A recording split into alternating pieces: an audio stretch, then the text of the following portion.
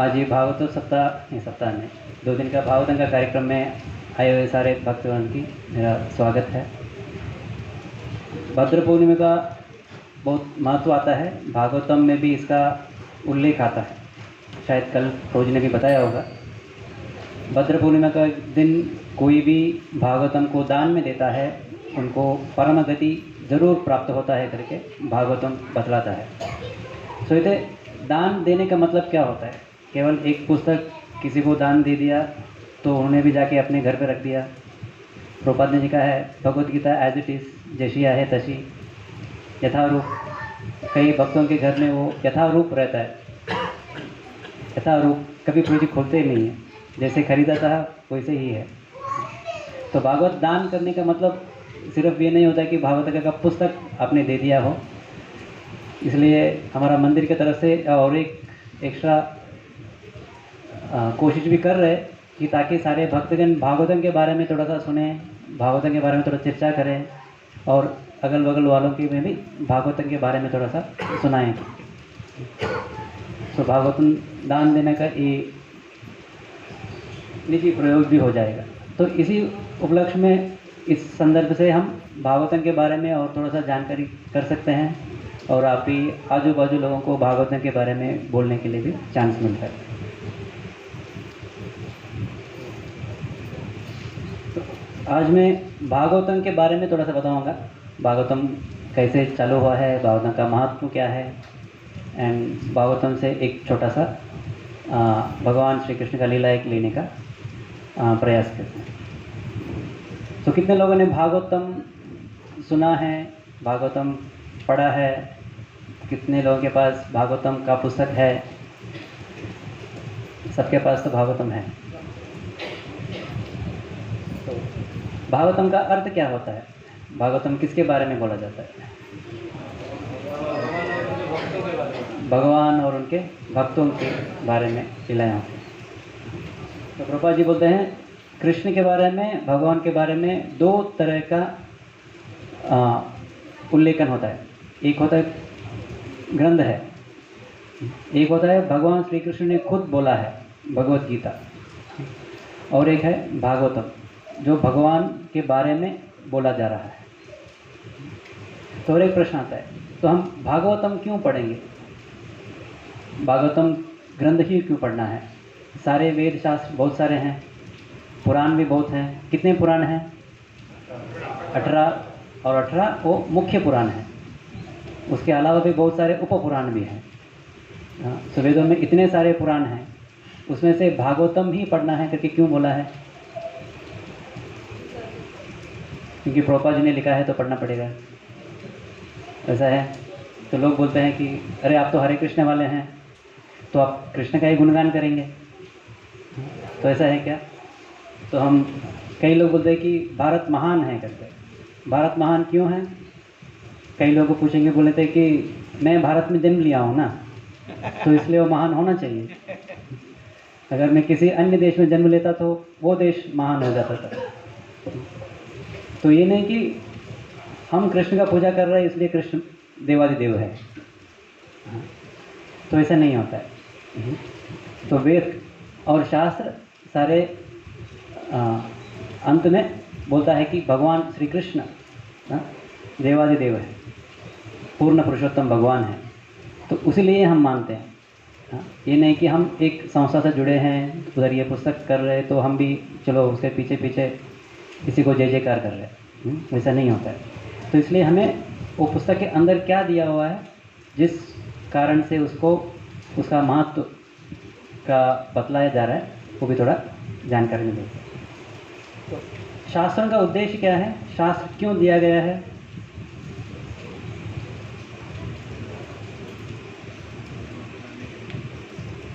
क्या जाने के लिए?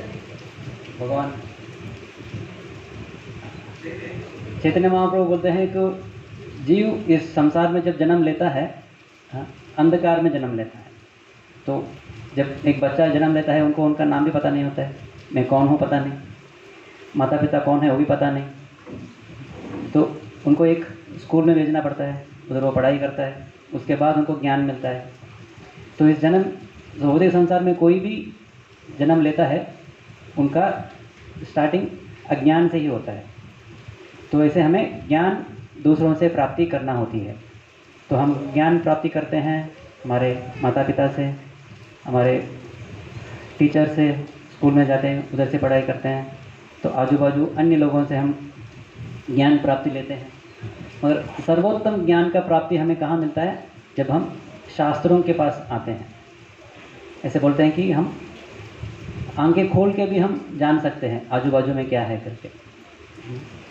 इस दीवार के बाहर क्या हो रहा है वो हम थोड़ा सोच के समझ सकते हैं। आवाज़ थोड़ा सा बाहर आवाज़ आ रहा है तो शायद बारिश हो रहा है करके, तो हम बुद्धि का प्रयोग करके हम सोच सकते हैं। तो हम अगर भगवान के बारे में जानना है, हम आंखों से तो देख नहीं सकते भगवान को, सबके सामने तो खड़ा नहीं है। भले भगवान सबके सामने खड़ा भी हो जाए, पहले प्रश्न आएगा कि ये भगवान ही है क्या, तो वो भी समझने के लिए मुश्किल हो जाता है। तो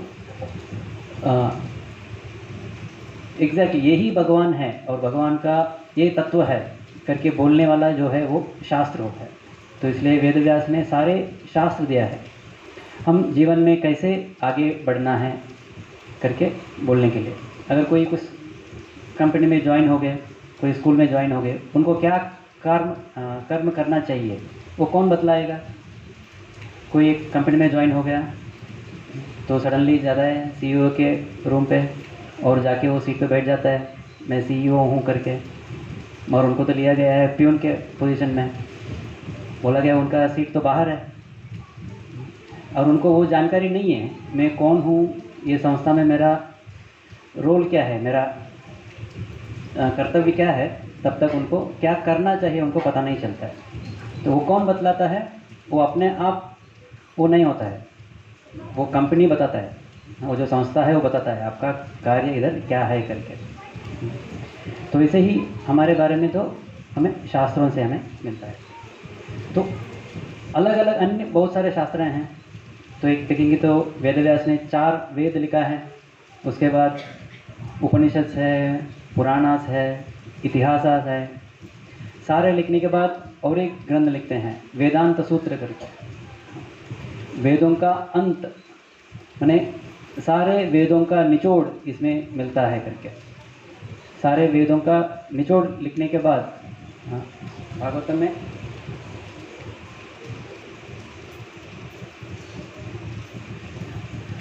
में इसका वर्णन भी आता है। वेद व्यास ने भागवतम कैसे लिखा है करके उसका पूरा वर्णन देते हुए, तो भागवतम प्रथम स्कंद में भी इसका आता है। सारे वेद पुराण सब लिखने के बाद वो वेदांत सूत्र लिखते हैं। वेदांत सूत्र लिखने के बाद भी वो सोचने लगते हैं वेद व्यास ने क्यों लिखा है ये सब, ताकि जो कलयुग जो आने वाली है, कलयुग के लिए एक अच्छा मार्गदर्शन देने के लिए वो ये सारे वेद शास्त्र लिख के रखते हैं। अगर कोई इतना अच्छा काम किया है, 4 लाख वर्षों तक जो कलयुग रहने वाला है, उसके लिए उन्होंने एक अच्छा ग्रंथ दिया है जिसके साथ सारे लोग अच्छे मार्ग में चल सकते हैं।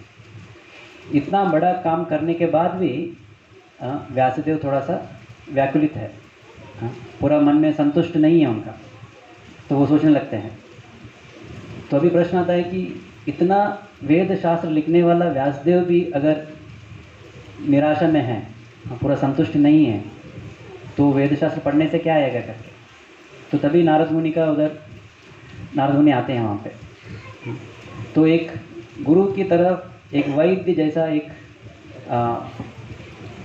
बीमारी व्यक्ति को थोड़ा टेस्ट करके डायरेक्टली बताता है आपका व्याधि क्या है, आपका इलाज क्या देना चाहिए, वैसे नारद मुनि डायरेक्टली बतलाता है कि आपने बहुत कुछ लिखा है, धर्म अर्थ काम मोक्ष, इन सारे के बारे में आपने बहुत कुछ लिखा है, मगर भगवान का गुणगान आपने किया नहीं है करके। तो सारे वेद शास्त्र बहुत कुछ लिखा है, ये सारे वेदों में धर्म अर्थ काम मोक्ष, ये 4 चीज़ों के बारे में बहुत वर्णन आता है। सारे लोगों को बोला जाता है कि आप धर्म के पाथ में चलते रहो, उसे करने से क्या आएगा, अर्थ मिलेगा। अर्थ का मतलब है धन पैसा लेगा, नहीं तो जो काम का चीज़ है उससे क्या करने वाले हैं? धन मिलने से तीसरा चीज आता है काम, धर्म, अर्थ, काम, मोक्ष। तो बहुत सारे शास्त्र यही बोलता है कि पहले आप धर्म करो, उससे आप अर्थ कमाओ, उसके बाद आप काम करो, भोग करो, और जब आप थक जाओगे तब आप मोक्ष के लिए चलते रहो करके। मगर ये जो पता दिया हुआ है वो व्यासदेव को ही पूरा संतुष्टि नहीं दे रही थी। तो नारद जी पहले बात यही बोलते हैं, आपने धर्म के नाम पे बहुत सारे शास्त्र दिया है यहाँ पे, मगर आपने कृष्ण का और भगवान का जो है गुणगान पूरा तरह से नहीं किया है। जब आदमी भगवान का गुणगान में लग्न रहता है तभी उनका सच्ची आनंद मिलने वाला है। तो हम इस दुनिया में लोग अलग अलग कार्यक्रम करते रहते हैं, उन सब का मूल उद्देश्य क्या होता है? कोई जॉब कर रहा है, कोई बड़ा बिजनेसमैन है, या कोई बड़ा स्वातंत्र के लिए कर रहा है, देश के लिए कुछ सेवा कर रहा है।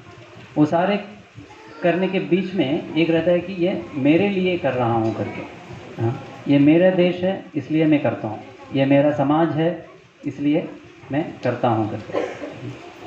तो उसका बीच में क्या हो जाता है, आदमी अपना गुणगान करने का कोशिश में रहता है हमेशा, वो चाहे कुछ भी चीज़ करते रहें।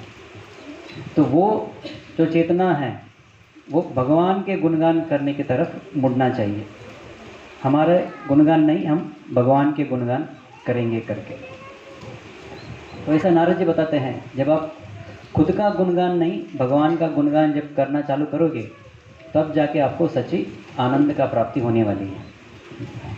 तो इसलिए ये सारे वेद शास्त्र और वेदांत सूत्र लिखने के बाद व्यासदेव जी है जो भागवतम का रचना करते हैं। तो एक प्रश्न आता है कि तो भागवतम तो इतना उच्च ग्रंथ है, सारे शास्त्रों का बाद लिखा हुआ ग्रंथ है, तो साधारण व्यक्ति के लिए वो है क्या करके।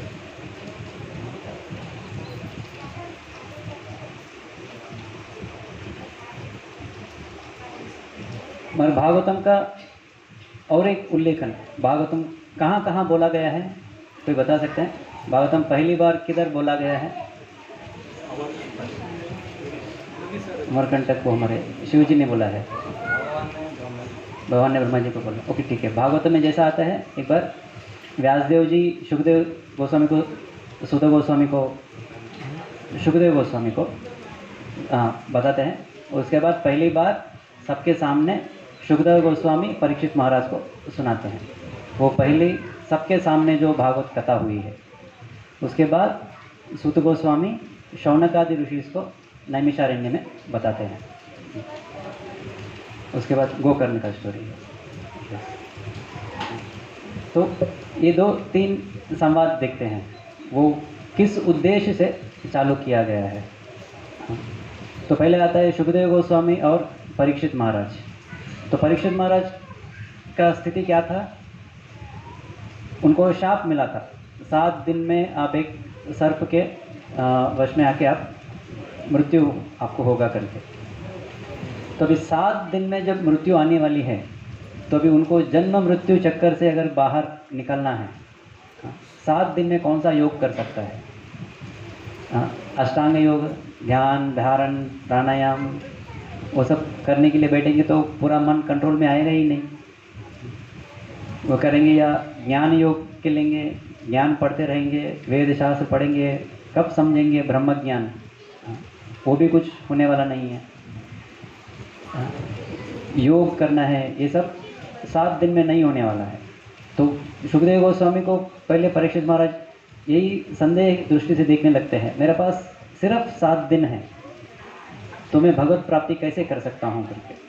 तो सुखदेव गोस्वामी बोलते हैं भगवत प्राप्ति करने के लिए 7 दिन नहीं, 1 मुहूर्त काफ़ी है करके। खटवांग महाराज का उदाहरण देते हैं।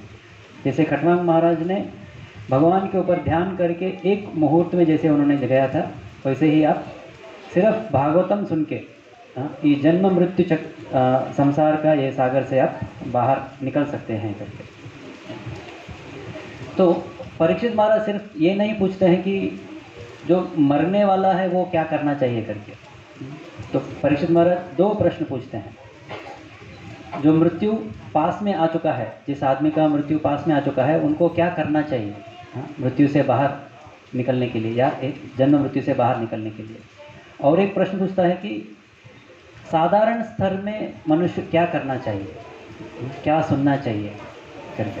तो सुखदेव गोस्वामी इसी उत्तर के साथ शुरू करते हैं कि संसार में लोगों को सुनने के लिए बहुत सारे वार्ताएं हैं।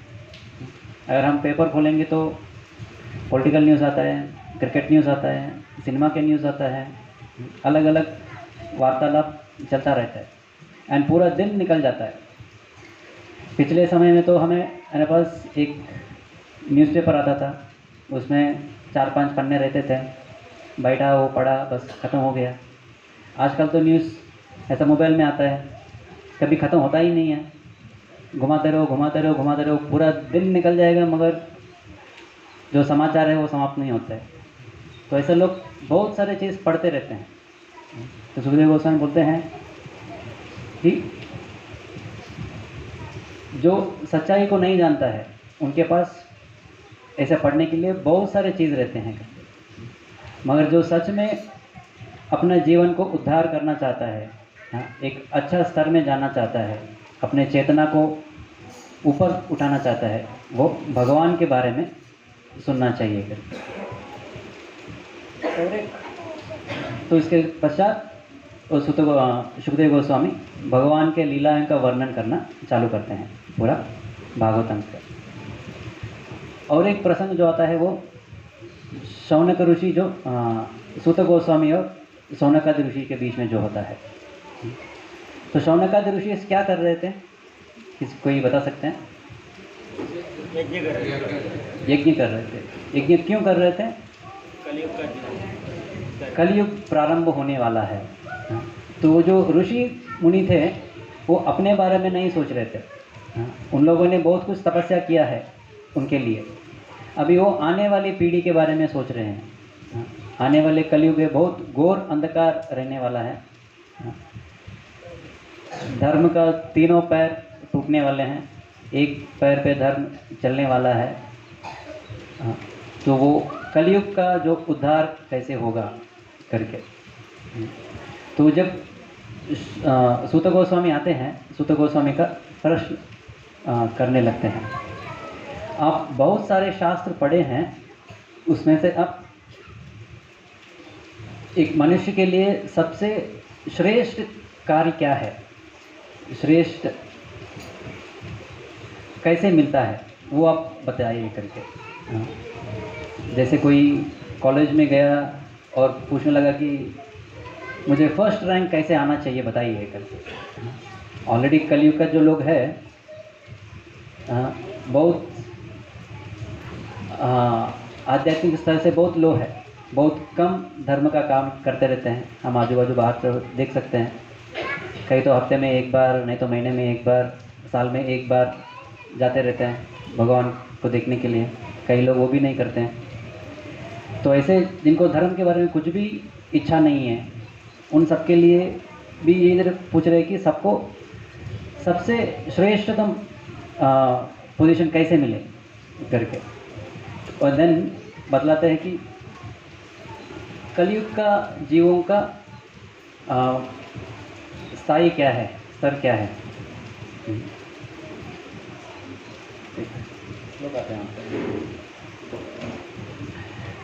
मंद सुमंद मतयो मंद भाग्य ही उपादृत प्रायेण अल्पायुष सभ्य अस्मिन् युगे जन मंद सुमंद मतयो मंद भाग्य ही उपादृत।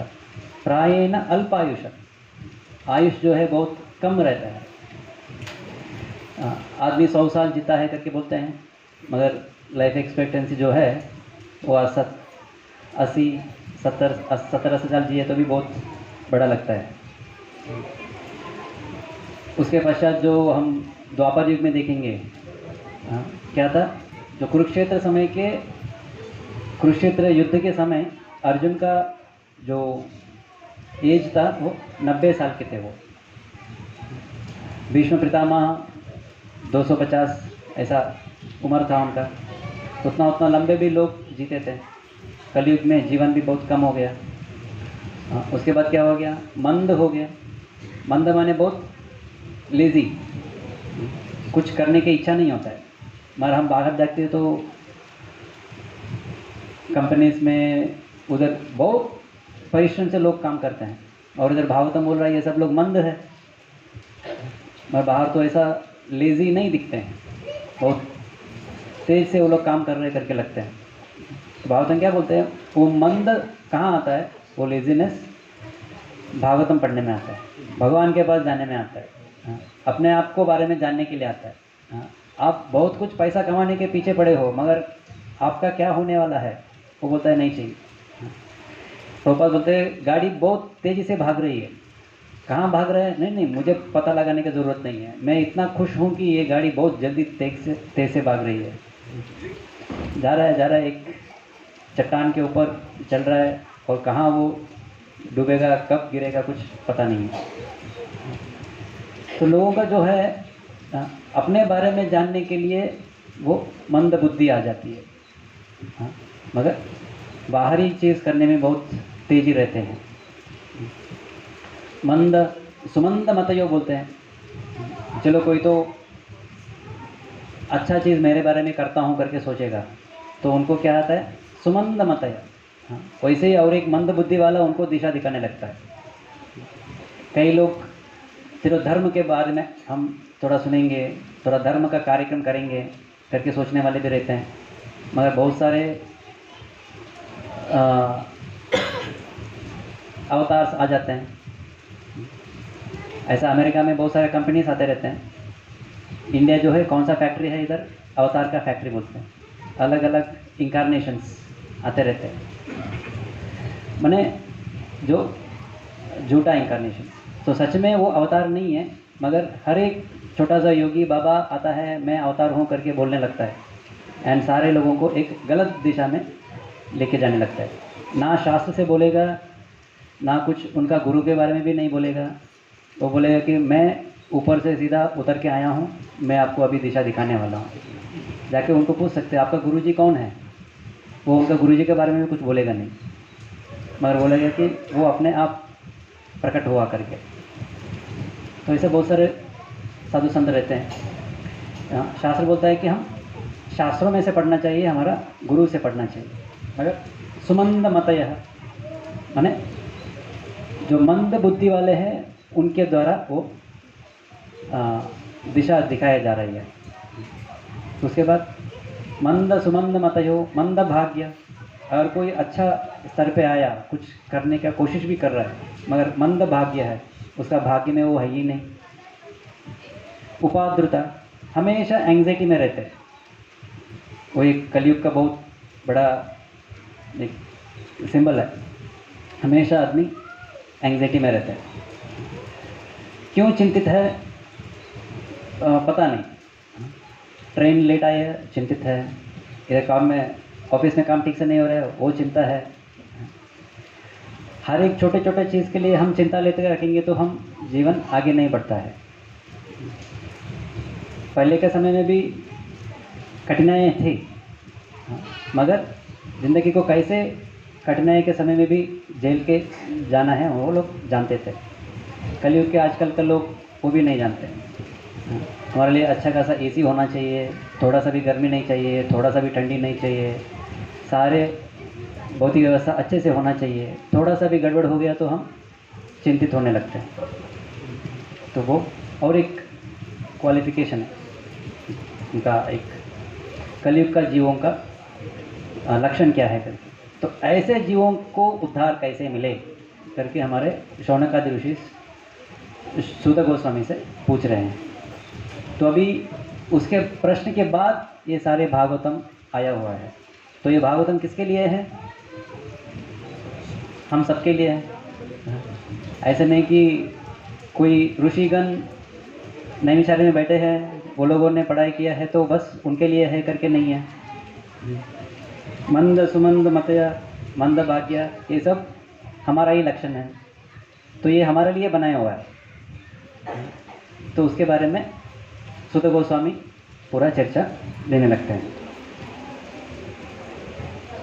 तो इधर क्या क्या प्रश्न पूछ रहे हैं इधर। एक पूछते हैं कि ऐसे मंद भाग्य जो लोग हैं, सुमंद मति वाले हैं, उनको कैसे एक अच्छे स्तर पर जा सकते हैं, उसके बारे में प्रश्न पूछते हैं। और एक पूछते हैं कि बहुत सारे शास्त्र हैं, जैसे हमने पहले देखा था 4 वेद, पुराण, उपनिषद, इन सब में से कौन सा पढ़ना चाहिए। चैतन्य महाप्रभु बोलते हैं बहुशास्त्र बहुवाक्य चित्ते भ्रम होय। जो लोग 4-5 ग्रंथ पढ़ने लगते हैं वो ज़्यादा कन्फ्यूजन में रहते हैं। जो एक ही पढ़ते हैं उनको ज़्यादा कन्फ्यूजन तो नहीं रहता है, चलो एक पढ़ लिया, एक करते रहते हैं।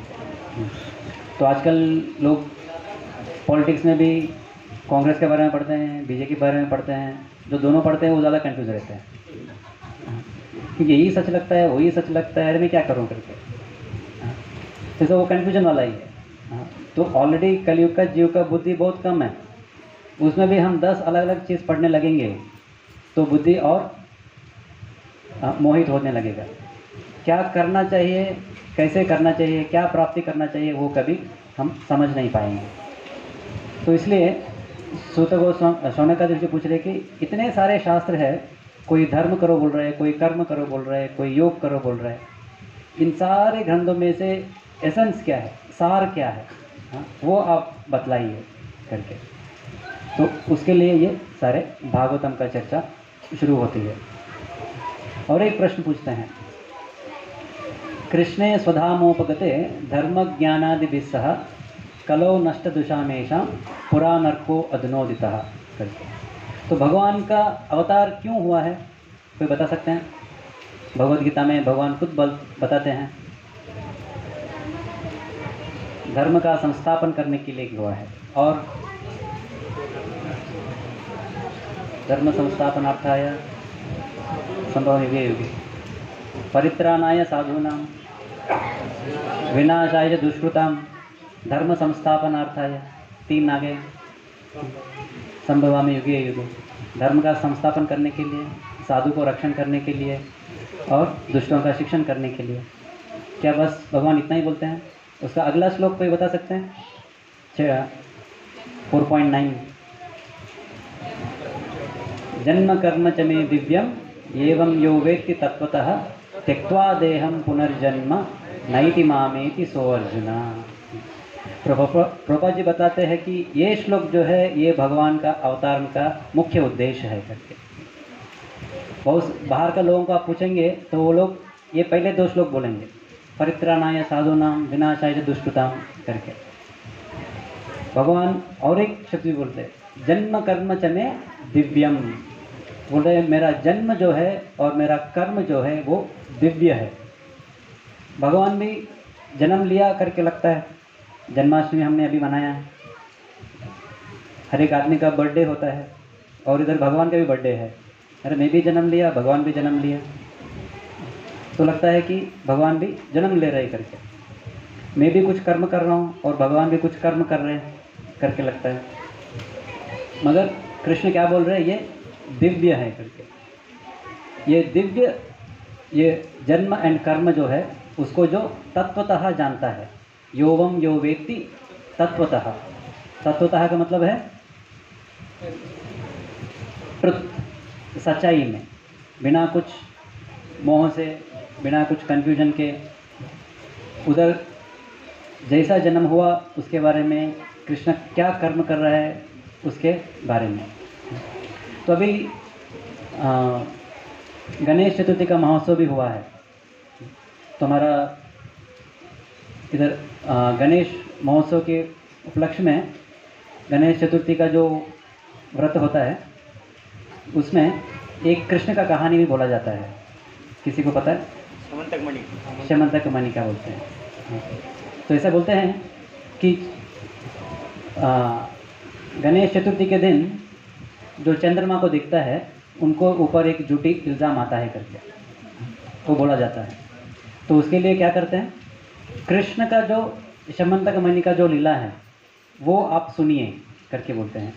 तो शमंतक मणि का लीला में क्या हुआ था, कृष्ण का ऊपर एक झूठा इल्ज़ाम लगाया गया था। एंड वो लीला पढ़ने का फलस्तुति क्या है, जो भी वो लीला सुनता है उनके ऊपर कोई झूठा इल्ज़ाम नहीं आता है।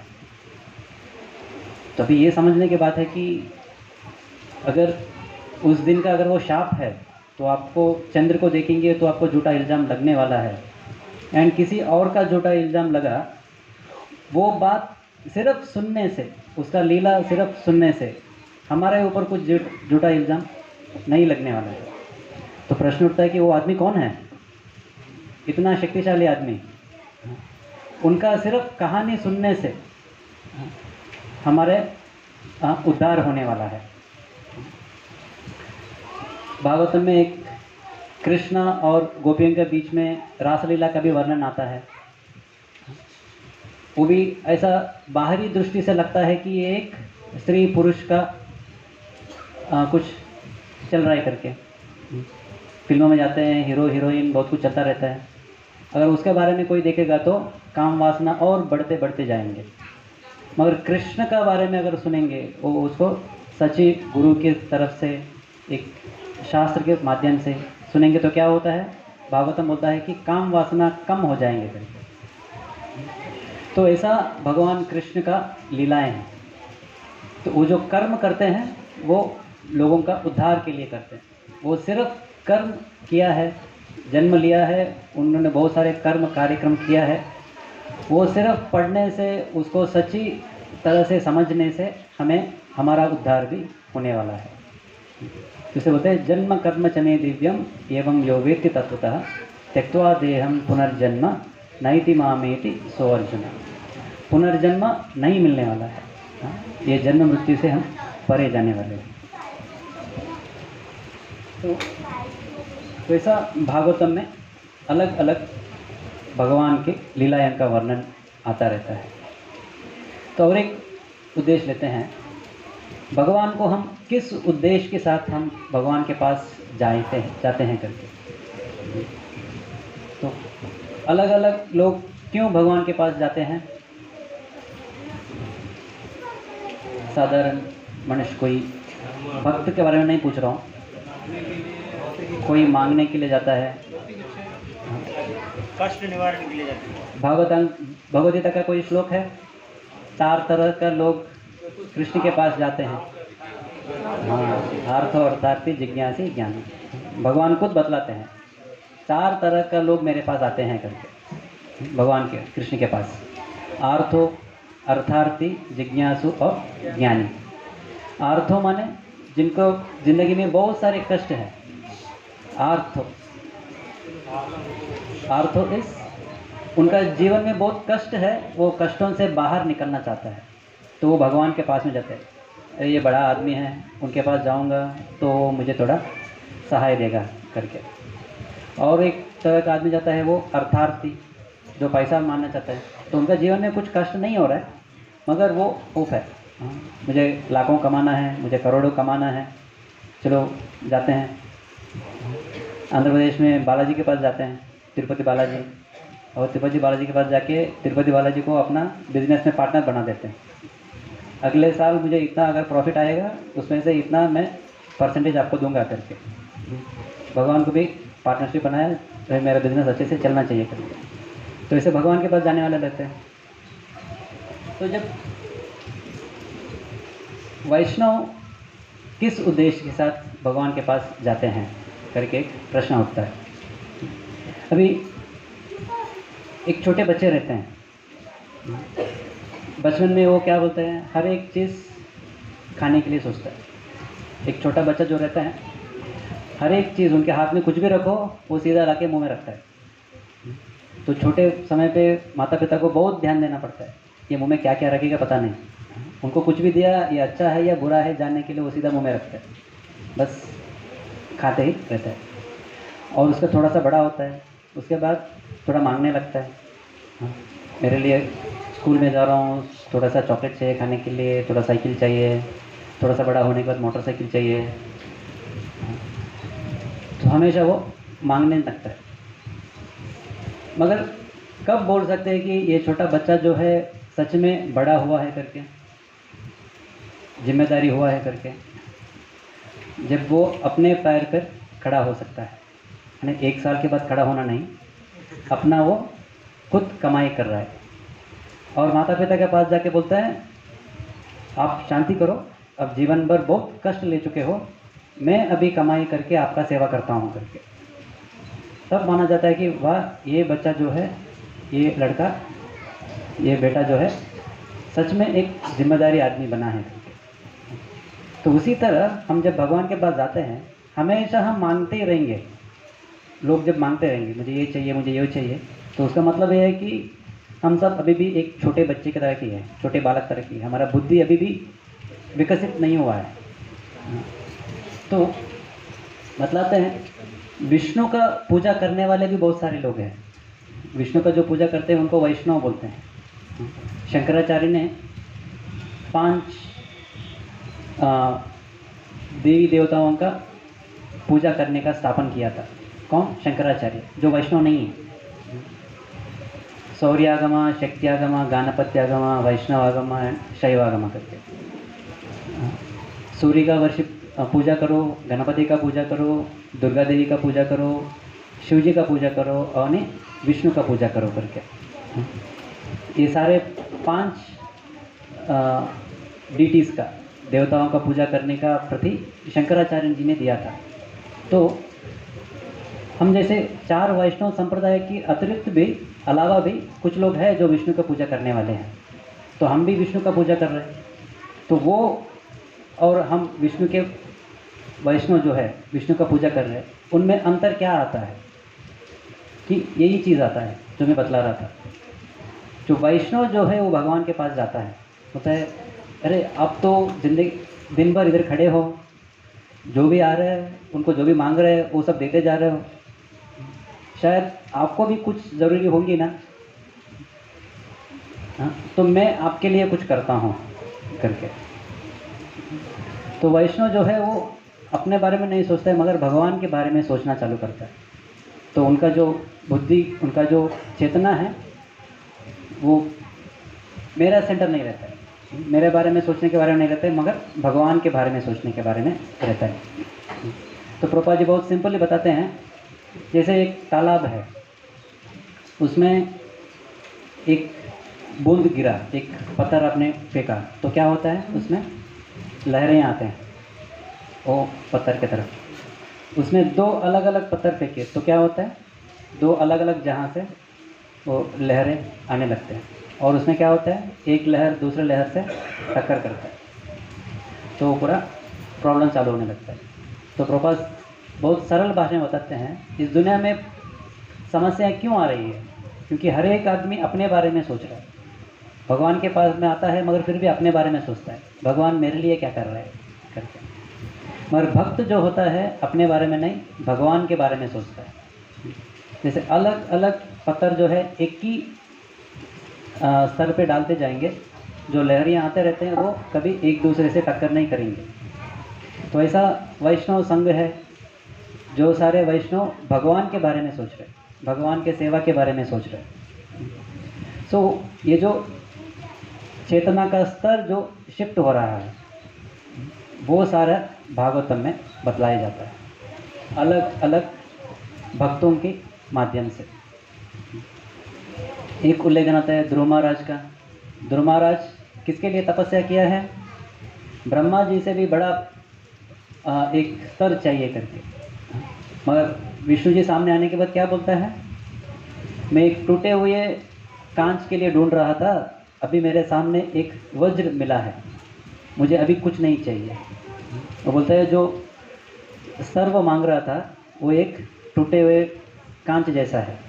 एक वज्र और कांच भी जब टूटा नहीं है सब सेम दिखता है, मगर वज्र बहुत स्ट्रांग रहता है, बहुत अच्छा रहता है। तो बोलता है आप मुझे मिल गए, मुझे और कुछ नहीं चाहिए करके बोलते हैं। तो ये जो ज्ञान है ये भागवतम से हमें मालूम पड़ता है। नहीं तो बाकी सारे ग्रंथ भी रहेंगे, उसमें बोलेंगे एक छोटा बच्चा था, 6 महीने का तपस्या किया और इतना बड़ा साम्राज्य की प्राप्ति कर लिया। चलो आप भी विष्णु का पूजा करने लगो, आपको भी अच्छा मिलेंगे करके। मगर भागवतम एकमात्र ग्रंथ है जो बोलेगा वो मिलने के बाद ध्रुव महाराज ने क्या बोला है, मुझे सारी धन संपत्ति नहीं चाहिए, मुझे भगवान का सेवा चाहिए करके उन्होंने बोला था। और एक उल्लेख आता है प्रहलाद महाराज जी का। प्रहलाद महाराज क्या कहानी कहाँ आता है, उनका हिरण्यकशिपु उनका पिताजी है, खुद प्रहलाद जी को कष्ट दे रहे थे, मारने का कोशिश कर रहे थे, और प्रहलाद जी प्रार्थना कर रहे थे, और अंत में नरसिंहदेव भगवान आके प्रहलाद जी को बचाया है। दूसरा पुराणों में इसका भी वर्णन आता है, भागवतम में इसका वर्णन है और बाकी पुराणों में भी वर्णन है। मगर बाकी पुराणों में नरसिंह भगवान के बारे में वो ज़्यादा आता है, जैसे नरसिंह भगवान प्रकट हो गए, जैसे नरसिंह भगवान अपने भक्तों का रक्षा करेंगे, उसके बारे में बहुत कुछ वर्णन आता है। मगर आप भागवतम खोल के पढ़ने लगेंगे, 7वें स्कंद में आता है भागवतम में ये नरसिंह भगवान का पूरा लीला का वर्णन। एक 4-5 अध्याय हिरण्यकशिपु के बारे में, उसके बाद 2-3 अध्याय प्रहलाद के बारे में, अंत में नरसिंह भगवान आते हैं, थोड़ा सा एक संहार करते हैं और बस हो जाता है।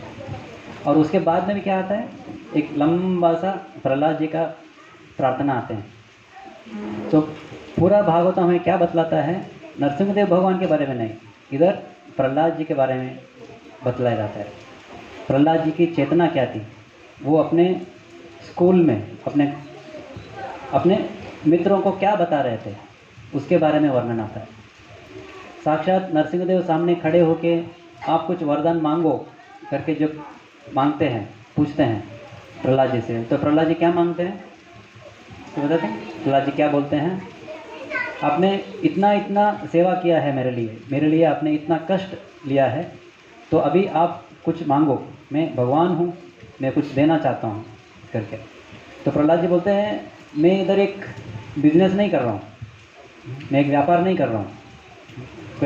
कोई शॉप में जाएंगे, पैसा देंगे और कुछ वस्तु लेंगे, उधर लेन देन होता है।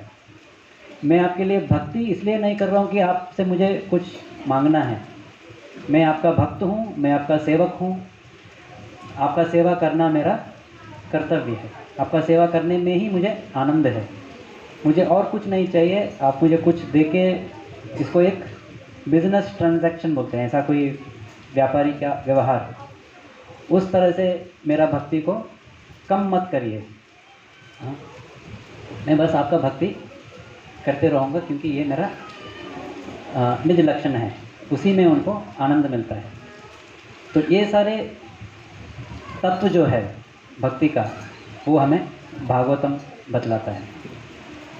अन्य ग्रंथों में इसका उल्लेख इतना नहीं आता है, तो इसलिए भागवतम का अलग स्तर पे आता है। और एक कहानी एक आता है भागवतम में, वृत्रासुर के बारे में सुना है किसी ने? वृत्रासुर करके एक बड़ा सा असुर था, देव और राक्षसों के बीच में हमेशा झगड़ा चलता रहता है। तो दानव के साइड से एक बड़ा सा राक्षस था वृत्रासुर करके, वो पूरा आकाश को छा देता था, कितना बड़ा था। देवतागण से जब युद्ध होता है वो पूरा देवतागण को खा लेता था, उनको ज़्यादा फाइटिंग करने की ज़रूरत नहीं होता है, तलवार ले लो फाइटिंग करो, उससे कोई ज़रूरत नहीं है, सिर्फ जाने का और सबको खाते रहने का। तो ऐसा वृत्रासुर को कैसे हम जीतें करके देवतागण बहुत परेशान में रहते हैं। तो फाइनली विष्णु के पास जाते हैं, विष्णु जी दधीचि मुनि के पास जाओ, दधीचि मुनि का जो अस्तिका है उससे आप एक वज्रायुध बनाओ, वो वज्रायुध के साथ आप ये वृत्रासुर को मार सकते हो करके भगवान विष्णु बोलते हैं। तो उसके बाद इंद्र दधीचि के पास जाता है और दधीचि का अस्तिका बोन्स वो मांगता है, एंड उसके साथ वो वज्र बनाता है। तो बाकी पुराणों में भी इसका वर्णन आता है, और वो पुराणों में इंद्र को बहुत महान दिखाया जाता है, जैसे इंद्र बहुत शक्तिशाली है, वो वृत्रासुर को भी मारा है करके। मगर भागवतम में जब आप आएंगे, वृत्रासुर का आंतरिक चेतना क्या है इसके बारे में वर्णन आता है। वृत्रासुर का पूर्व वृत्तांत क्या है? वो पिछले जन्म में एक चित्रकेतु महाराज थे, भगवान संकर्षण के बहुत निकट भक्त थे, एंड शंकर जी से भी उनका बहुत कुछ निकट संबंध है। एक छोटा सा गलती हो जाती है एंड पार्वती जी ने उनको एक राक्षस बन जाओ करके शाप देती है। वो राक्षस योनि में परिवर्तन होने के बाद भी वो भगवान का भक्ति भूलता नहीं है। जब इंद्र के साथ उनका जब युद्ध होता है, वो भगवान को प्रार्थना करने लगता है, जल्द से जल्दी ये इंद्र मुझे मार दे ताकि मैं ये शरीर छोड़ के भगवत धाम जा पाऊँ करके। वो भगवान को ये प्रार्थना नहीं करता कि मुझे इंद्र को जीतना है, मुझे इंद्र पदवी चाहिए करके प्रार्थना नहीं करता है। तो ये चेतना के बारे में हमें भागवतम से पता चलता है। तो इसलिए भागवतम में इस वृत्तांत से ये भी आता है कि जो पिछले जन्म में जो भक्ति किया है वो व्यर्थ नहीं जाता है, अगले जन्म में भी वो उसका काम आता है, भले वो राक्षस भी बने। और एक उल्लेखन आता है, जैसे कि गजेंद्र जी का पास आता है। गजेंद्र जी कौन है? एक हाथी है, उसका पिछले जन्म में यो इंद्रद्युम्न महाराज थे। वो इंद्रद्युम्न महाराज के जब थे वो भक्ति कर रहे थे और बहुत सारे श्लोकाएँ पढ़ रहे थे, एंड अगले जन्म में एक शाप के वश उनको एक हाथी बनना पड़ा, और उसके बाद एक मगरमच्छ के साथ उसका झगड़ा होता है, तो उसका वो फाइटिंग होता है वहाँ पे। वो करते करते 10,000 साल बीतते हैं, और वो हाथी के योनि में भी जनरली जब जानवर को भगवान के बारे में आना बहुत मुश्किल होता है। आप लोगों को बुला सकते हैं मगर जानवर को बुला के इधर नहीं बिठा सकते हैं। मगर क्या है, पिछले जन्म में जो भक्ति किया है वो भक्ति का असर, अगर भले वो एक जानवर का जन्म भी उनको लेना पड़ा फिर भी उसका महत्व उसमें, वो भक्ति भूल नहीं जाते हैं। तो वो उधर से पता चलता है। तो ऐसा भक्ति का अलग अलग स्तर क्या होता है करके हमें भागवतम से अलग अलग लीलाओं के वर्णन से बताया जाता है।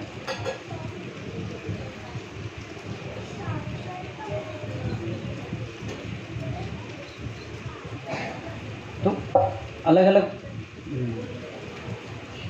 बाकी पुराण हमेशा धर्म, अर्थ, काम और मोक्ष के बारे में बात कर रहे हैं, तो इसलिए भक्ति को वो स्तर पे दिखा नहीं पाते।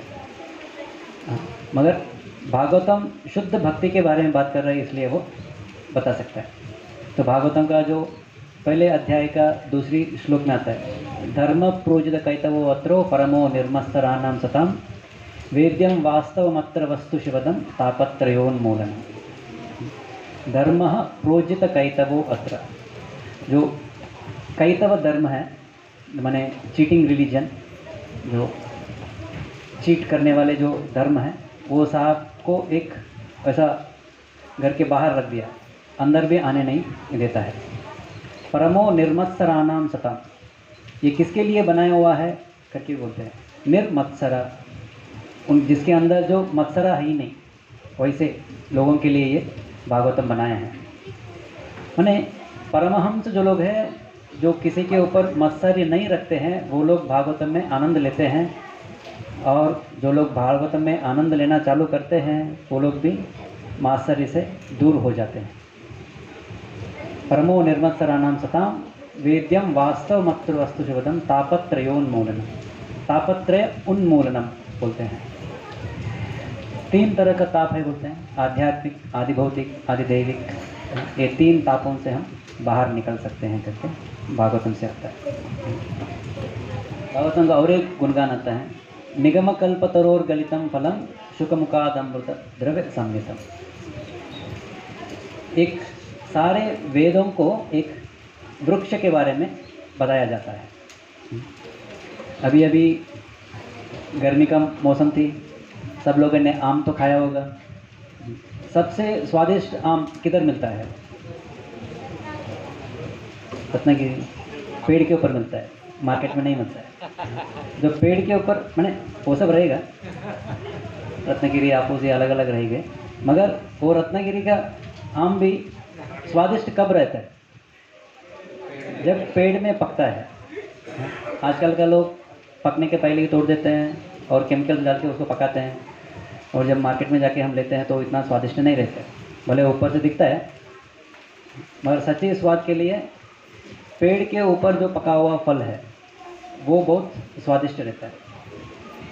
तो ऐसा सारे वेदों को एक कल्प वृक्ष की तरफ से बताया जाता है।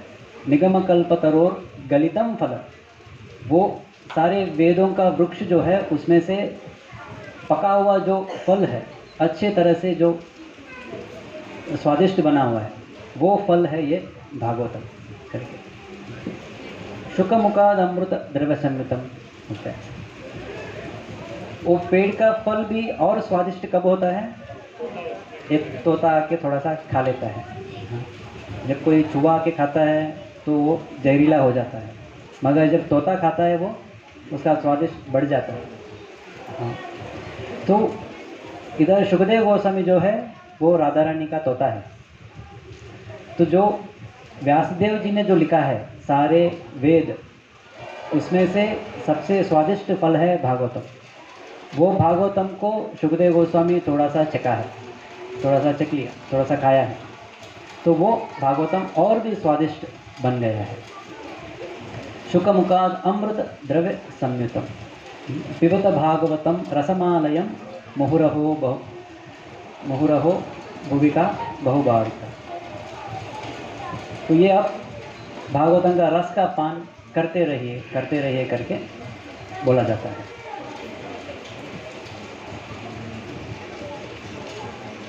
तो भागवतम में ऐसा अलग अलग कृष्ण का वर्णन आते रहते हैं।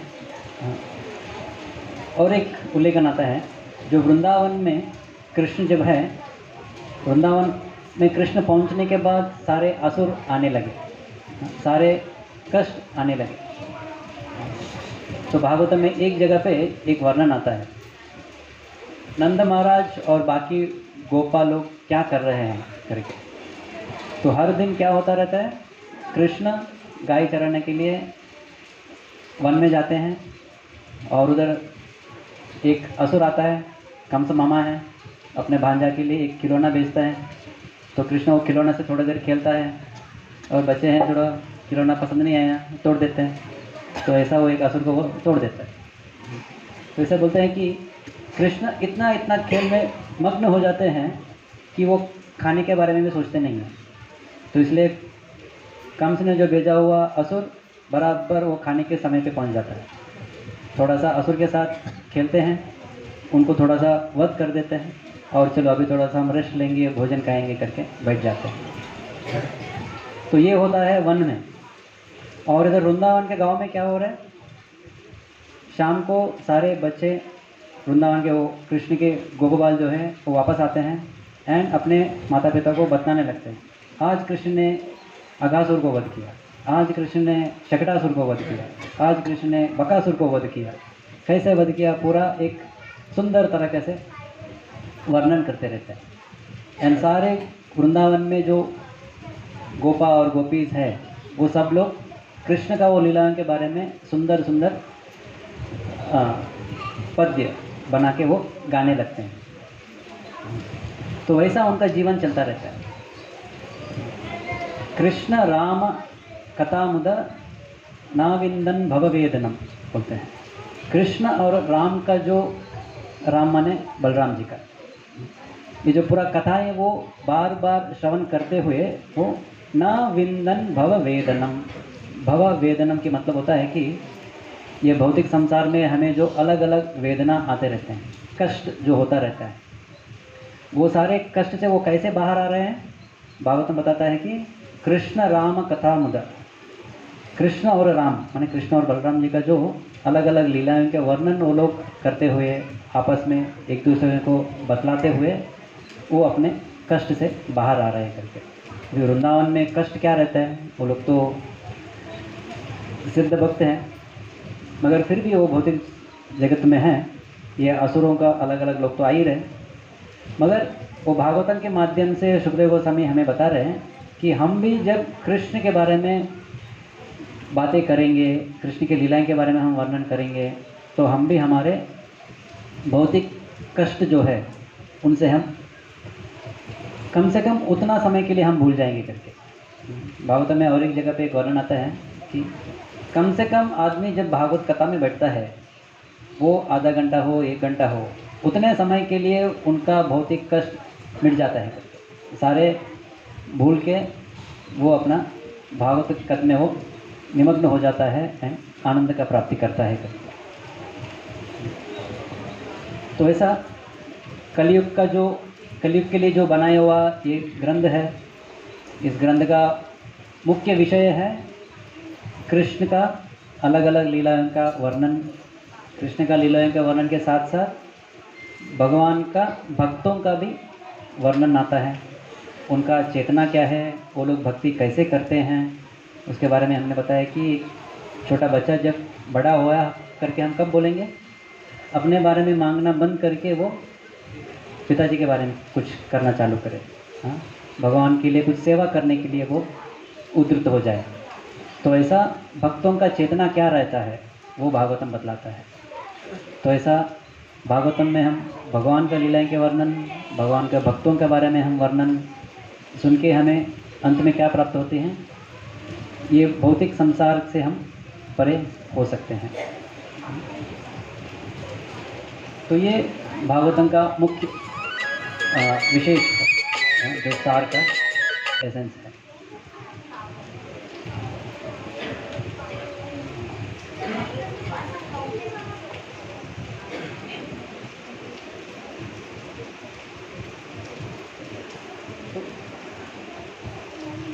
भागवतम में पूरा तो 12वें स्कंद है। वो भागवतम के 12 स्कंदों में से भगवान कृष्ण के बारे में कौन सा स्कंद में आता है? 10वें स्कंद में आता है। तो उसके पहले पूरा 9 स्कंद है। तो अपने बोला भगवान कौन है, श्री कृष्ण करके बोला है, देवादिदेव सर्वोत्तम भगवान, और उनका कहानी सुनने हमें। तो चलो हम सीधा 10वें स्कंद जाते हैं करके बोलने वाले बहुत सारे लोग रहते हैं। अभी सीधा भगवान का अगर लीलाएं सुनना है तो व्यासदेव जी ओनली 10वां स्कंद लिखते थे। पहले 9 स्कंद क्यों लिखा है? कि 9 स्कंद भी इसलिए लिखा है कि कृष्ण का स्तर क्या है सच्ची हम समझने के लिए। तो इसलिए भागवतम जो हम पढ़ते हैं तो भागवतम भी हम एक सीक्वेंस में पहला स्कंद, दूसरा स्कंद, तीसरा स्कंद ऐसा कर करके हम 10वें स्कंद तक आते हैं।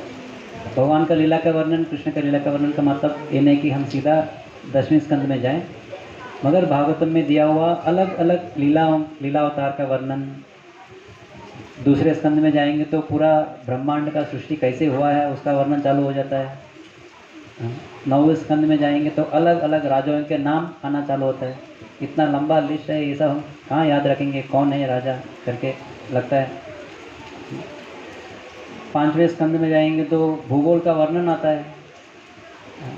एक दही का सागर, एक दूध का सागर, एक हनी का सागर, मधु का सागर, तो ये सब कहाँ है करके प्रश्न उठने लगता है। मगर ये सब भी हम पढ़ते जाएंगे तो हम भगवान को सच्ची तरह हम समझ पाते हैं। क्या बोला है? जन्म कर्म च मे दिव्यम एवं यो वेत्ति तत्वतः सच्ची तरह से हमें जानना है। उसके लिए हम भागवतम पढ़ते हैं, वो भी सीक्वेंस में पहले स्कंद से लास्ट तक हमें पढ़ना पड़ती है। तो ऐसा भागवतम का थोड़ा सा वर्णन है। और आज का दिन का उपलक्ष्य पहले भी बताया था कि भागवतम का जो 12वां स्कंद है वो भागवतम का महत्व के बारे में बतलाता है। वो बताते हुए अंत में बोलता है कि जो भाद्र पूर्णिमा का दिन ये भागवतम किसी और को दान में देता है वो भगवान को प्राप्ति करता है करके। भागवतम का लास्ट श्लोक क्या है? नाम संकीर्तनम यस्य सर्व पापा प्रणाशनम प्रणामो दुख शमनस तम नमामि हरिम परम। तो वो सारे भागवतम का सार क्या है? नाम का संकीर्तन करो करके। तो इतने सारे कहानी बताने के बाद भागवतम हमें भगवान का नाम जप करो और भगवान का कीर्तन करो करके बतलाता है। तो वो कीर्तन जब हम करते हैं तो किस लिए करते हैं? हमारे लिए नहीं, मगर भगवान का सेवा करने के लिए। तो ऐसा भागवतम है, ऐसा भागवतम का श्रोता है। तो इस उपलक्ष्य में आप सबसे निवेदन है, तो आप भी आपका घर में जो भागवतम है उसको भी थोड़ा खोलें। ये नहीं कि भद्र पूर्णिमा है इस दिन हम भागवतम सुनेंगे और अगले साल भद्र पूर्णिमा हम भागवतम खोलेंगे, वैसा नहीं होना चाहिए। इस दिन हम भागवतम के बारे में इसलिए सोचते हैं कि ताकि हम बाकी दिन में भी हम भागवतम खोल के हम पढ़ सकेंगे। जब राधानंद महाराज वृंदावन यात्रा में लेके जाते हैं, यात्रा का लास्ट क्लास, सबसे अंतिम क्लास में बतलाते हैं, अभी हमारा यात्रा शुरू हो रहा है। माने जो चेतना हम वृंदावन में, जो चेतना हम मायापुर में लिए हैं, वो चेतना के साथ हमें बाकी साल भी जीना है। तो उसी तरह भद्र पूर्णिमा के दिन हम भागवतम के बारे में थोड़ा सा सुनेंगे, भागवतम के बारे में हम थोड़ा सा पढ़ने के लिए कोशिश करेंगे। उसी चेतना को हम पूरा साल भर भी हमें लेते रहना पड़ेगा। तो ये 2 शब्द से मैं यहाँ पे कथा का विराम देता हूँ।